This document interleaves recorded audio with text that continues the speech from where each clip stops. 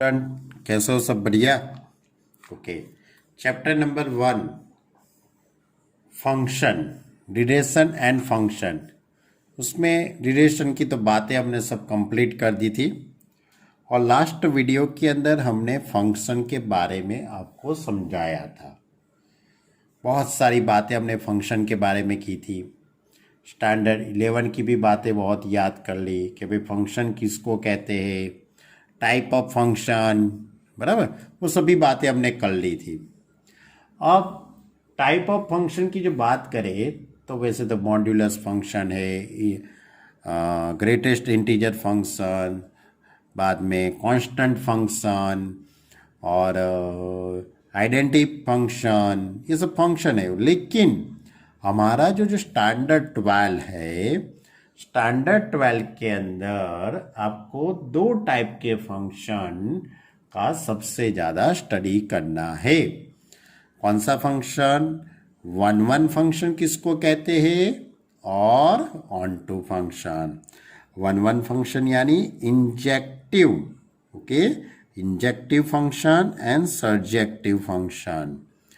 One one function its name is a injective and onto function का दूसरा नाम क्या है? सर्जेक्टिव।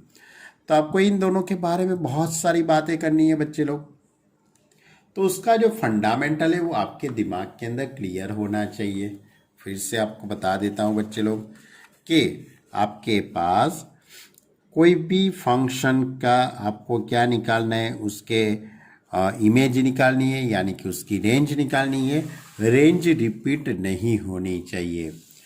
यहाँ पे जो भी आंसर आता है F x is equal to F1 की वैल्यू 2 आती है, सपोज F2 की वैल्यू 3 आती है, F5 की वैल्यू 7 आती है, तो यहाँ पे जो इमेज बन रही है यानी कि जो आंसर है वो रिपीट नहीं होना चाहिए। तो ये जो फंक्शन होता है उसको हम वन वन फंक्शन कहते हैं। कौन सा फंक्शन कहते हैं बच्चे लोग? One one. और उसका दूसरा नाम क्या है? इंजेक्टिव फंक्शन कहते हैं। ओके। और इसके अंदर आपको क्या लिखना है? सभी के अंदर f(x1) is equal to f(x2), this implies x1 is equal to x2। ये कंडीशन आपको सेटिस्फाई करनी है, तब ये फंक्शन वन वन फंक्शन है। और ऑन टू फंक्शन किसको कहते हैं? ऑन टू फंक्शन के अंदर रेंज और codomain, range and codomain equal होते हैं, हम उसको ऑन टू फंक्शन कहते हैं और इसको सर्जेक्टिव फंक्शन भी कहते हैं। ओके। और यदि कोई फंक्शन R2R पर का होता है, R2R f(x) is equal to ax plus B, यानी रीनियल फॉर्म में होता है, उसमें ही आपको f(x) is equal to y type की डेफिनेशन का यूज करना है।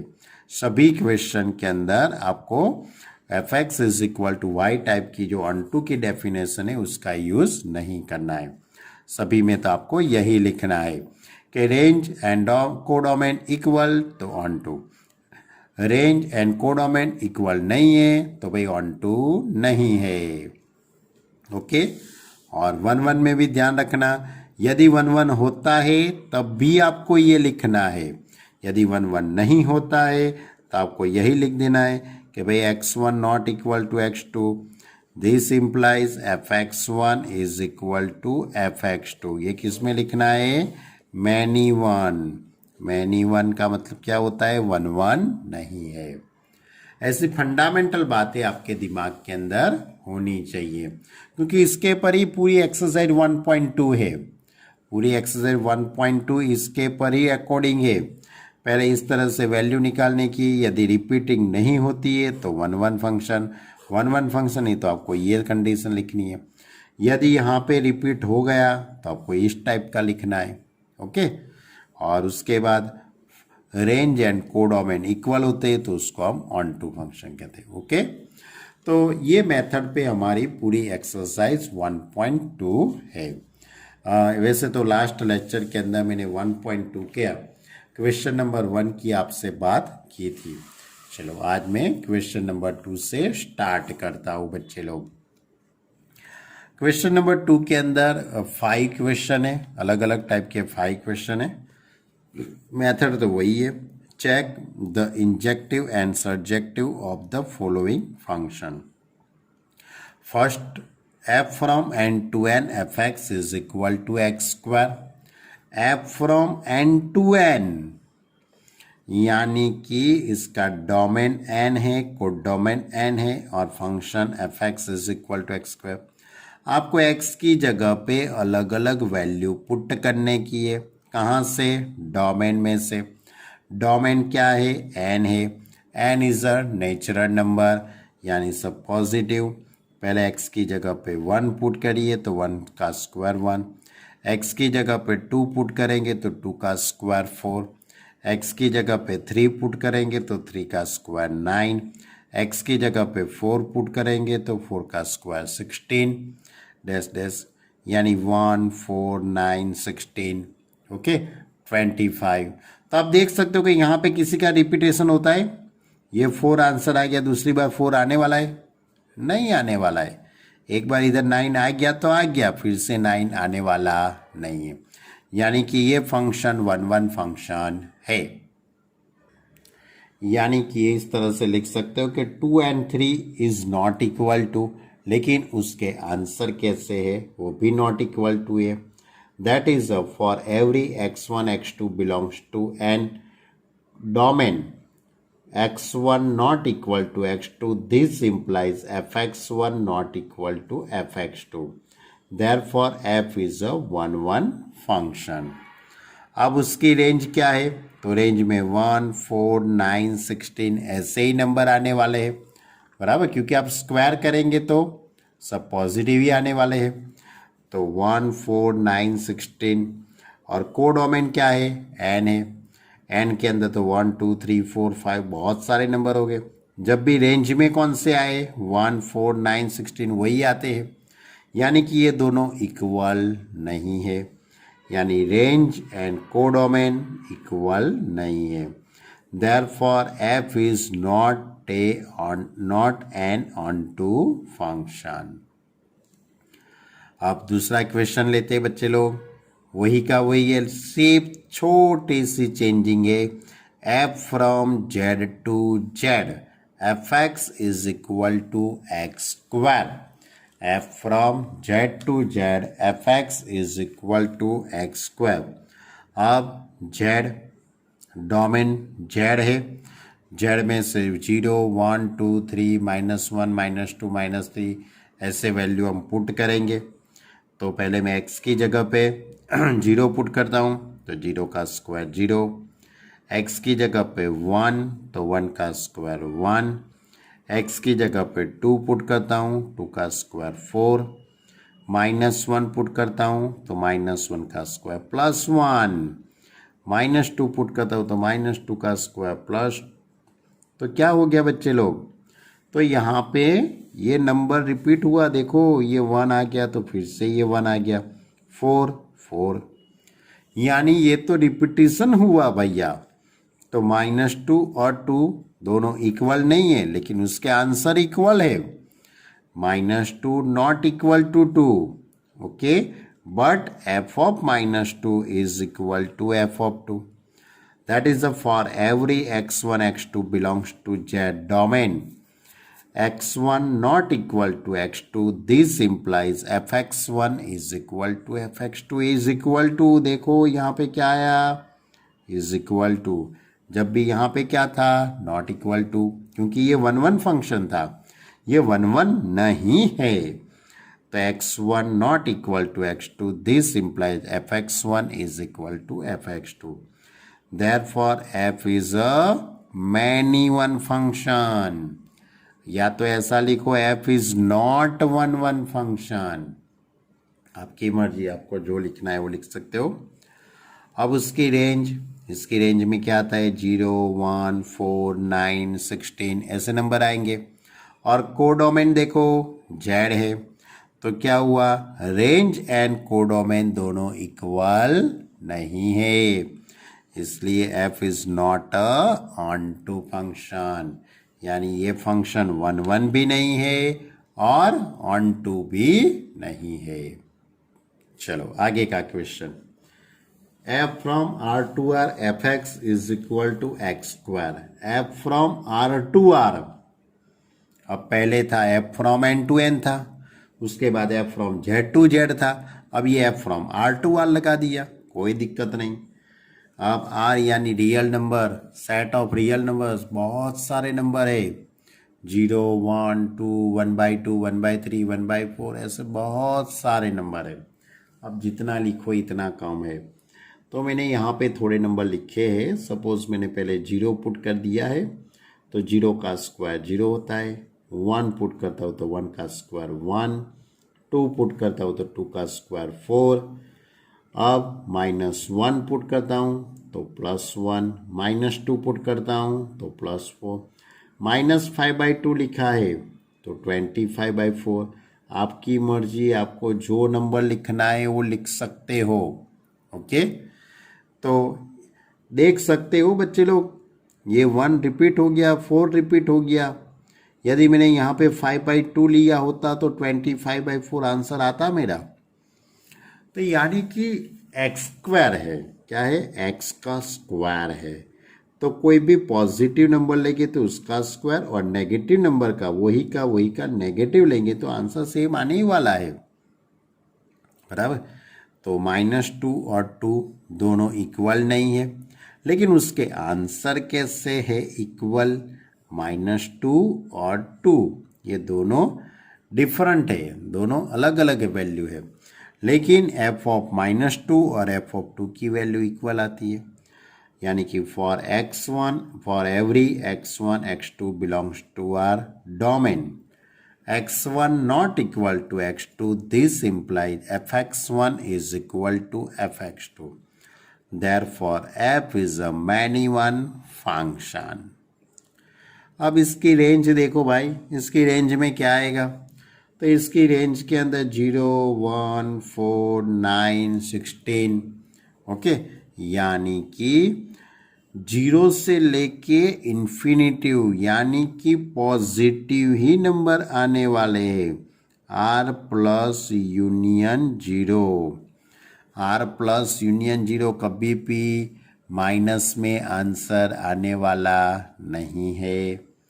अच्छा, इसको आप इस तरह से भी नहीं लिख सकते हो, ब्रैकेट में 1 4 9 ऐसा मत लिखना, क्योंकि इसमें तो 1 और 2 के बीच में तो बहुत सारे नंबर है, इसलिए आपको ये इंटरवल फॉर्म में ही लिखना पड़ेगा।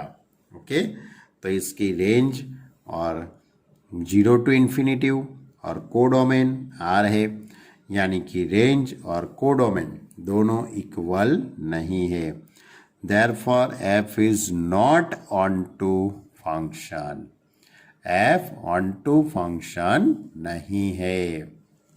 ओके, चलो 4th नंबर का सम, f from n to n fx is equal to x cube, f from n to n fx is equal to x cube। n यानी नेचुरल नंबर, नेचुरल नंबर तो 1 से start होते हैं, 1 2 3 4। तो पहले मैं 1 पुट करता हूँ तो 1 का क्यूब 1, 2 पुट करता हूँ 2 का क्यूब 8, 3 पुट करता हूँ 3 का क्यूब 27, 4 का क्यूब 64, ऐसे बहुत सारे नंबर आएंगे। देखो तो यहाँ पे कहीं पे रिपीट होता है, नहीं होगा, 2 का क्यूब 8 ही होने वाला है, दूसरा कोई नंबर नहीं होगा कि जिसका क्यूब 8 हो जाए, ऐसा पॉसिबल नहीं है। यानी कि 2 and 3 इज डिफरेंट, देन उसके आंसर भी कैसे है, डिफरेंट है। यानी कि for every x1 x2 belongs to n domain, x1 not equal to x2, this implies fx1 is not equal to fx2. Therefore, f is 1 1 function, f is a 1 1 function। अब ये function on to होगा कि नहीं होगा वो देख लेते हैं बच्चे लोग। तो इसकी रेंज में क्या आएगा, 1 8 27 64 ऐसे नंबर आएंगे। ओके, लेकिन 1 के बाद डायरेक्ट 8 ही आने वाला है, बीच में 2 3 4 5 6 7 ऐसा कोई आने वाला नहीं है। क्यों? क्योंकि 1 के बाद आप डायरेक्ट 2 ही लिखने वाले हो, क्योंकि सेट ऑफ नेचुरल नंबर है, इसलिए 1 8 27 ऐसे ही नंबर आएंगे। जब भी कोडोमेन क्या है? एन है, यानी कि कोडोमेन और रेंज दोनों इक्वल नहीं होगी, यानी कि रेंज और कोडोमेन दोनों इक्वल नहीं होंगे। Therefore f is not an onto function। Okay, चलो बच्चे लोग, 5th नंबर का सम, f from z to z fx is equal to x cube। fx is equal to x cube। अब x की जगह पे integer, z is a set of integer, 0 1 2 -1 -2 ऐसे number हो गए ना।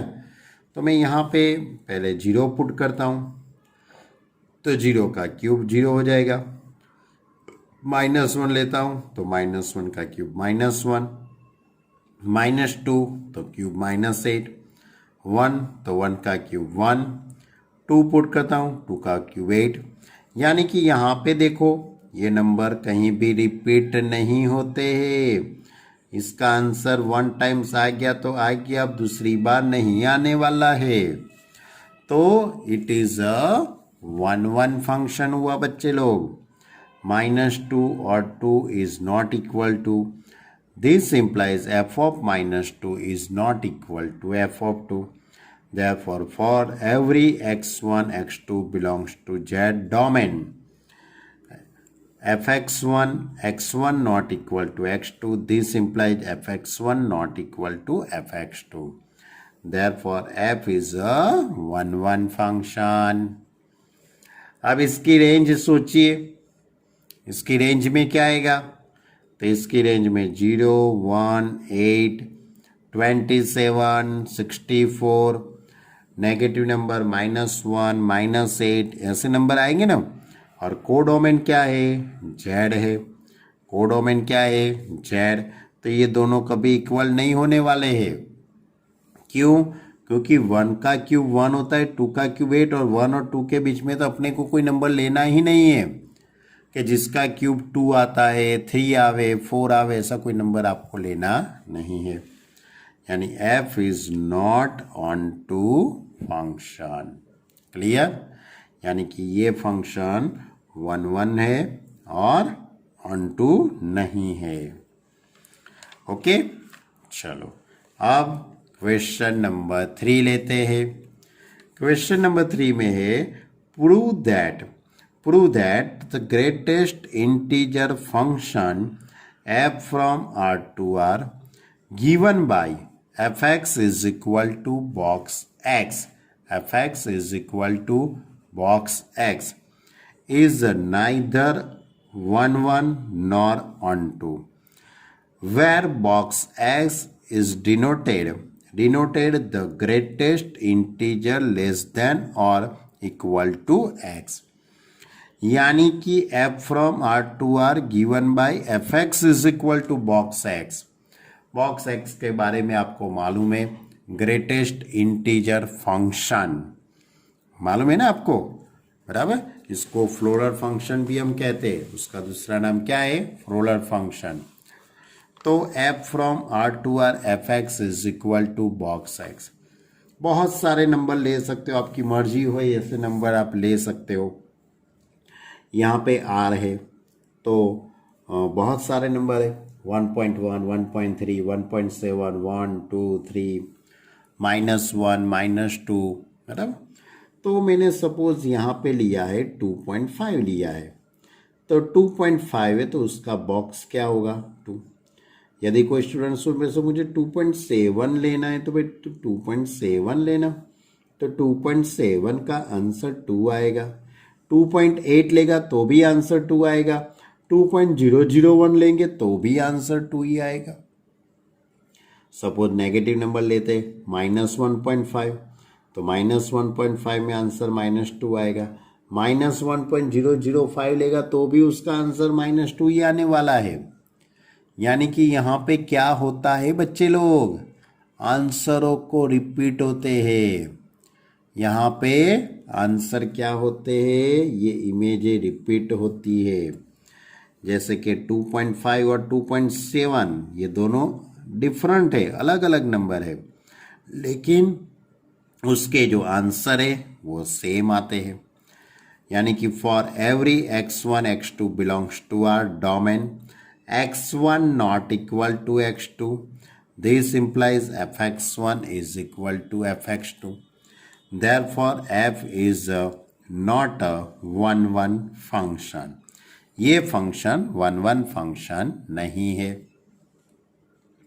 अब इसकी रेंज सोचिए आप, यहाँ पे कभी पॉइंट में आंसर आएगा, कभी भी पॉइंट में उसका आंसर नहीं आएगा। 3.5 लेंगे तो भी 3 आएगा, 7.1 लेंगे तो 7 आएगा, -8.1 लेंगे तो -9 आएगा, लेकिन इसका आंसर कभी भी माइनस यानी कि पॉइंट में, यानी कि पॉइंट वाले डिजिट आने वाले नहीं है। इसका आंसर ऑलवेज इंटीजर ही आएंगे, यानी कि z। इसका रेंज क्या होगा, z। और कोडोमेन क्या है, r। कोडोमेन क्या है, r। यानी कि रेंज और कोडोमेन दोनों इक्वल नहीं है। यहाँ पे रेंज और कोडोमेन दोनों इक्वल नहीं हुए। Therefore this function is not onto function। यानी कि हम कह सकते हैं कि भाई ग्रेटेस्ट इंटीजर फंक्शन वो 1 भी नहीं है और ऑनटू भी नहीं है। और इसके साथ में आपको याद दिलाऊं, स्टैंडर्ड 11 के अंदर स्मॉलेस्ट फंक्शन भी आता था, स्मॉलेस्ट इंटीजर फंक्शन। इसको हम सीलिंग फंक्शन कहते थे, याद करो, सीलिंग फंक्शन। वो सीलिंग फंक्शन में भी ऐसा ही कुछ है, ऐसा सीलिंग फंक्शन मालूम हो तो, बराबर। ये सीलिंग फंक्शन में क्या है, तो सपोज आप 5.8 लेते हो तो आपको आंसर 6 लिखना है, बराबर। सपोज आप 5.7 लिखते हो तो भी आंसर क्या लिखना है, 6 लिखना है। क्लियर। तो जब भी नेगेटिव लेते हो, -5.8 लेते हो, तो उसका आंसर आपको क्या लिखना है, -5 ही लिखना है। तो ये सीलिंग फंक्शन था। तो ये फंक्शन में भी ऐसा ही होगा, ये फंक्शन भी 1 नहीं है, नॉट 1 फंक्शन, और ऑन टू भी नहीं होगा। क्यों? क्योंकि उसकी रेंज में ऑलवेज इंटीजर ही आने वाले हैं, इसलिए। तो ये थोड़ी बातें आपको अच्छी तरह से समझना है, क्योंकि एमसीक्यू ऑब्जेक्टिव टाइप के क्वेश्चन में बहुत आपको इसके अच्छी आपको जानकारी हो तो ऑब्जेक्टिव मजा आ जाए आपको। चलो अब क्वेश्चन नंबर 4 की बात करते हैं बच्चे लोग। सो that the modulus function f from r to r given by fx is equal to mod of x is neither 1 nor on to। ये भी फंक्शन 1 भी नहीं है और ऑन टू भी नहीं है। अब यहाँ पे मोड ऑफ एक्स के बारे में लिख के दिया है, mode of x is x if F x is a positive और या तो 0, and mode of x is -x if x is negative. ये तो आपको मालूम है, ये आपको एग्जाम में दे भी सकते हैं, नहीं भी दे सकते हैं। चलो अब हम देखते हैं 1 है कि नहीं, के ऑन टू है कि नहीं है, उसकी बात करते हैं। तो f from r to r fx is equal to mod of x। अब आप x की जगह पे अलग अलग वैल्यू पुट करो, r यानी तो बहुत बड़ा r है, आपको जो अच्छा लगे वो नंबर पुट कर दो, 0, 1, 2, 3, -1, -2, 1.5, 1.7, बहुत सारे हैं। मैंने 0 पुट कर दिया तो 0 का मोड 0 ही आता है। 1 पुट करता हूँ तो 1 का मोड 1 आता है। 2 पुट करता हूँ तो 2 का मोड 2 आता है। -1 तो -1 का मोड 1 होगा। -2 पुट करूँगा तो इसका मोड 2 आएगा। यानी कि यहाँ पे आंसर क्या हुआ, रिपीट हुआ। होगा ना रिपीट, यानी ये 1 1 फंक्शन नहीं है। और ऑन टू की बात कर लेते बच्चे लोग, तो इसमें ऑलवेज कभी भी नेगेटिव आंसर आएगा, यहाँ पे कभी भी नेगेटिव आंसर आएगा नहीं, आएगा ना, ऑलवेज इसमें पॉजिटिव ही आंसर आएंगे, बराबर। 1 2 3 1/2 1/7 ऐसे पॉजिटिव इंटीजर ही आने वाले हैं, कभी भी नेगेटिव इंटीजर इसमें आने वाले नहीं है। यानी कि मैं इसको 1 1 के लिए ऐसा लिख सकता हूँ कि -1 not equal to 1, this implies f of -1 is equal to f1, यानी कि for every x1 x2 belongs to R domain x1 not equal to x2, this implies fx1 is equal to fx2, therefore f is not 1 1 function. Okay, अब इसकी range क्या होगी, 0 to infinity, always positive ही आएगा। और codomain कितना है, लेकिन कोडोमेन तो आ रहे, तो उसकी रेंज एंड कोडोमेन दोनों इक्वल नहीं है, therefore f is not onto function. Okay, चलो बच्चे लोग, ओके, तो ये फंक्शन मॉड्यूलस फंक्शन था, ये फंक्शन भी 1 1 नहीं है और ऑन टू भी नहीं है। चलो अब क्वेश्चन नंबर 5 लेते हैं बच्चे लोग। क्वेश्चन नंबर 5 इस तरह से, so that the signum function, signum function, वो सिंगम बाबा नहीं अपना, signum function f from r to r given by fx is equal to 1 x greater than 0, 0 if x is equal to 0, -1 if x is less than 0, is neither 1 1 nor on 2, ये भी function 1 1 भी नहीं है और on 2 भी नहीं है। कौन सा फंक्शन है ये बच्चे लोग, ये फंक्शन को साइनम फंक्शन कहते हैं। साइनम फंक्शन यानी आप पॉजिटिव लेते हो, कोई भी पॉजिटिव नंबर का आंसर ऑलवेज 1 आएगा। x ग्रेटर देन 0, यानी कोई भी पॉजिटिव नंबर आप इधर रखेंगे तो उसका आंसर 1 आएगा, कोई भी नेगेटिव नंबर रखेंगे तो उसका आंसर -1 आएगा, और 0 पुट करेंगे तो 0 ही आएगा। ओके, तो मैंने यहाँ पे लिखा है कि सपोज मैंने 1 पुट करूँगा तो भी 1 आएगा, 2 पुट करूँगा तो भी 1 आएगा, 3 पुट करूँगा तो भी 1 आएगा, 1/5 पुट करता हूँ तो भी 1 आंसर आने वाला है। कोई भी पॉजिटिव का आंसर ऑलवेज 1 आने वाला है, और 0 में तो 0 ही आने वाला है। और नेगेटिव, कोई भी नेगेटिव नंबर लूँगा तो उसका आंसर -1 आएगा। यानी f ऑफ -2 लेता हूँ तो भी -1 आता है, f ऑफ -1 लेता हूँ तो भी आंसर -1 आता है। यानी कि इसका मतलब ये हो कि यहाँ पे आंसरों का क्या होता है, रिपीटेशन, आंसर रिपीट होते हैं। यानी कि 2 and 1 नॉट इक्वल टू, ये दोनों इक्वल नहीं है, लेकिन उसके आंसर कैसे है, इक्वल है। यानी कि for every x1 x2 belongs to R domain x1 not equal to x2, x1 not equal to x2, this implies fx1 is equal to fx2, therefore f is not 1 1 function। अब ये function की range सोचिए, ये function की range में always -1 0 और 1 ही आने वाला है, इसके अलावा तो कोई नंबर आएगा ही नहीं। क्या आएगा, ओनली -1 0 और 1 ही आएगा, और इसका कोडोमेन क्या है, आर है, तो रेंज और कोडोमेन इक्वल नहीं है, therefore f is not onto function. Okay, ये कौन सा फंक्शन था, साइनम फंक्शन था। चलो क्वेश्चन नंबर 6 बहुत छोटा सा क्वेश्चन है। Let a is equal to 1 2 3, b is equal to, in set b is equal to 4 5 6 7, and let f is equal to, पहली ऑर्डर पेयर कौन सी है, 1 4 है, 1 4, दूसरी ऑर्डर पेयर है 2 5, एंड तीसरी है 3rd 6। be a function from a to b so that f is one function। बहुत छोटी बात है। यहाँ तक हमने जो जितने भी सम किए थे उसमें f from n to n, f from z to z, f from r to r ऐसे सम आए।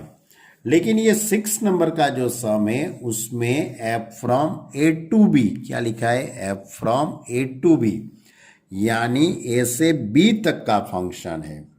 और a के अंदर कौन से एलिमेंट है, सेट ए के अंदर कौन से एलिमेंट है, 1 2 3, और सेट बी में कौन से, 4 5 6 7। दूसरी बात, अभी तक तो हमने जितने भी क्वेश्चन किए थे उसके अंदर F x is equal to x square, F x is equal to X cube, F x is equal to mod of X ऐसा दिया था। जब भी इसमें ऐसा दिया नहीं है, इसने ऑर्डर पेयर दी है। पहली ऑर्डर पेयर 1 4, यानी कि 1 की इमेज 4 बन रही है। ये जो ऑर्डर पेयर है इसको इस तरह से लिख सकते हैं, F of 1 is equal to 4 2 5, यानी कि एफ 2 इज इक्वल टू 5 3 6, यानी एफ 3 इज इक्वल टू 6।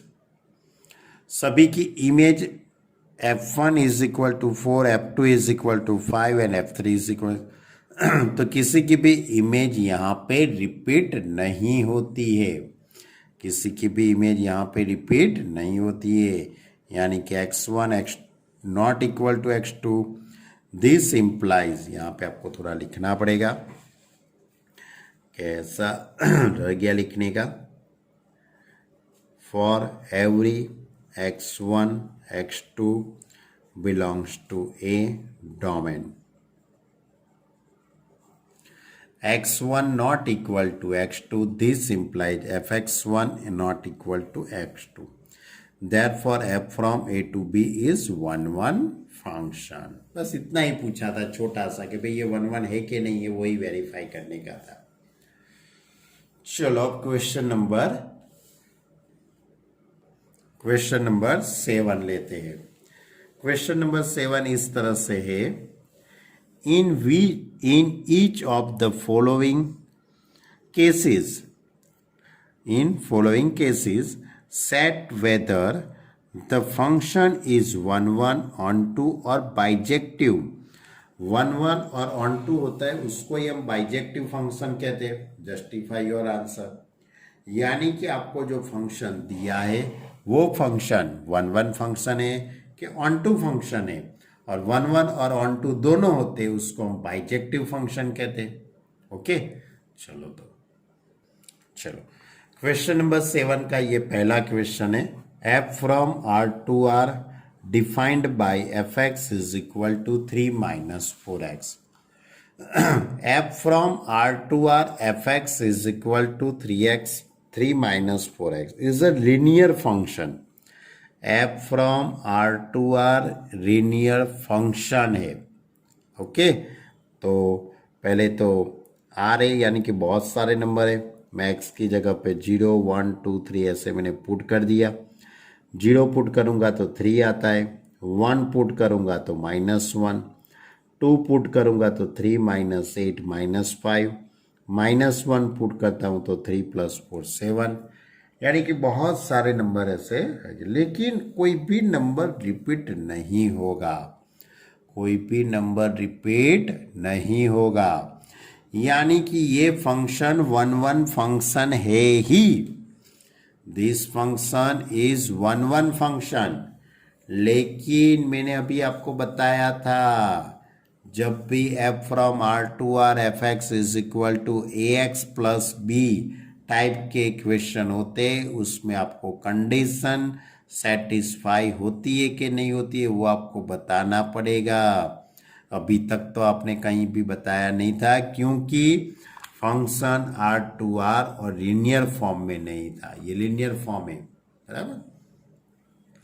चलो कौन सी condition, fx1 is equal to fx2।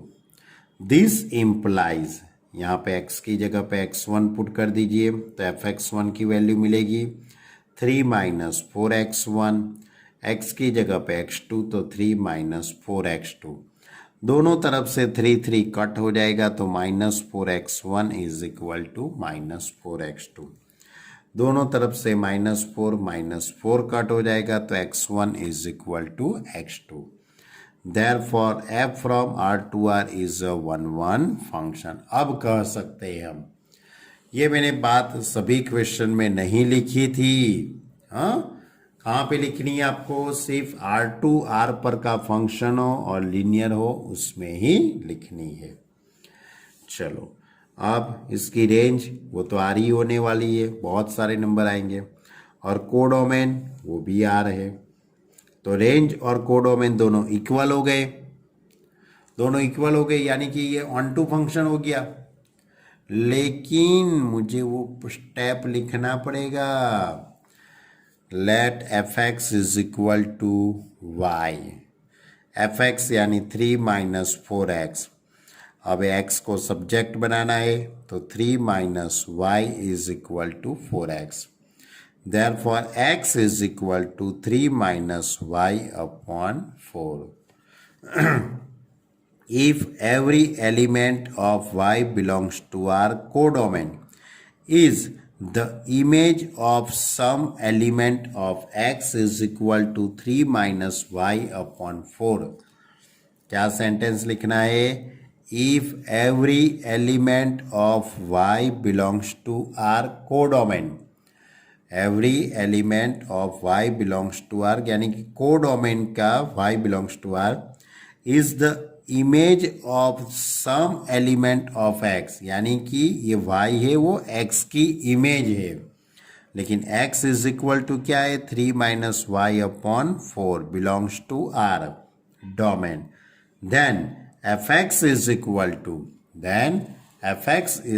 To, अब x की जगह पे आपको ये वैल्यू पुट कर देने की है, 3 - y अपॉन 4। अब ये 3 - y अपॉन 4 है वो x की जगह पे, यानी कि ये जो फंक्शन दिया है ना 3 - 4x, उसमें x की जगह पे ये पुट करना है। तो 4 कट हो जाएगा तो 3 - y, यानी कि 3 कट हो जाएगा तो y। अब कर सकते कि f is a onto function. ऐसी स्टोरी आपको सभी क्वेश्चन में नहीं करनी है। फिर से बोलता हूँ बच्चे लोग, सिर्फ R to R f x is equal to ax plus b, f from R to R f x is equal to ax plus b type के क्वेश्चन में ही करना है। ओके, चलो अब इसके अंदर दूसरा question, f from R to R defined by fx is equal to 1 plus x square। Okay, देखो यहाँ पे R से R का ही है, लेकिन ये लिनियर नहीं है, तो हम ये सब स्टोरी नहीं करेंगे, डायरेक्ट ही वैल्यू पुट करके आगे के क्वेश्चन किए इसी तरह से करेंगे। चलो, तो अब x की जगह पे 0 पुट करता हूँ तो 0 + 1 1, उसके बाद 1 पुट करता हूँ तो 1 + 1 2 पुट करता हूँ तो 1 + 4 5।